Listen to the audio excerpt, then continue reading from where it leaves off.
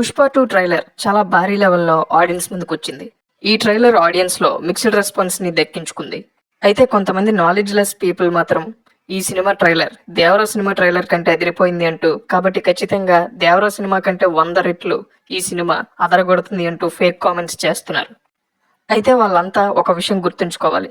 'Devara' trailer అనేది టాలీవుడ్‌లోనే best viewed ట్రైలర్స్‌లో అది కూడా ఒకటి. సినిమా విపరీతమైనటువంటి నెగటివిటీలో ఉన్నప్పుడు ఆ ట్రైలరే సినిమాకి పాజిటివ్ బజ్ని తీసుకొచ్చింది ఇండియా వైడ్గా. అలాంటి ట్రైలర్ని పుష్ప 2 ట్రైలర్తో కంపేర్ చేసి పుష్ప 2 ట్రైలరే దేవరా ట్రైలర్ కంటే చాలా బాగుంది అంటూ కావాలనే ఫేక్ కామెంట్స్ చేస్తున్నారు కొంతమంది ఎన్టీఆర్ సక్సెస్ని చూసి తట్టుకోలేని హేటర్స్. అయితే జెన్యూన్గా చెప్పాలంటే దేవరా ట్రైలర్లో 20% కూడా పుష్ప 2 ట్రైలర్లో ఎక్కడా కనపడలేదు.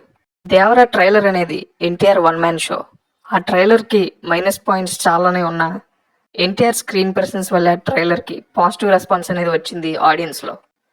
అలాగే రికార్డ్ స్థాయిలో వ్యూస్ అండ్ లైక్స్ని దక్కించుకుంది దేవరా ట్రైలర్. ఇక బాక్స్ ఆఫీస్ దగ్గర కూడా దేవరా సినిమా 600 కోట్లకు పైగా గ్రాస్ని కేవలం నెగిటివ్ టాక్తోనే సొంతం చేసుకొని చరిత్ర సృష్టించింది.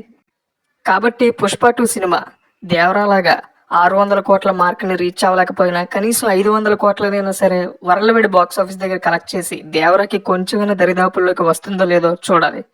మ్యాక్సిమం వచ్చే ఛాన్సులు అనేవి చాలా తక్కువే ఉన్నాయి. ఎందుకంటే దేవరాలో ఉన్నటువంటి కంటెంట్ అనేది ఈ ట్రైలర్లో ఎక్కడా ఎవరికీ కనిపించలేదు. మరి బాక్స్ ఆఫీస్ దగ్గర ఈ సినిమా ఎలా పెర్ఫామ్ చేస్తుందో చూడాలి. మీకు పుష్ప 2 ట్రైలర్ ఎలా అనిపించిందో కింద కామెంట్ చేయండి. అలాగే దేవరా వర్సెస్ పుష్ప ఏ కంటెంట్ మీకు ఎక్కువ నచ్చిందో కూడా కింద కామెంట్ చేయండి. ఇక ఫైనల్గా ఎన్టీఆర్ని టార్గెట్ చేసే వాళ్ళంతా కూడా గుర్తుంచుకోవాల్సిన విషయం ఏంటంటే ప్రపంచవ్యాప్తంగా ఉన్నటువంటి ఎన్టీఆర్ స్టార్డమ్ని ఒక్క ఇంచు కూడా వాళ్ళు ఏం చేసినా సరే తగ్గించలేరు.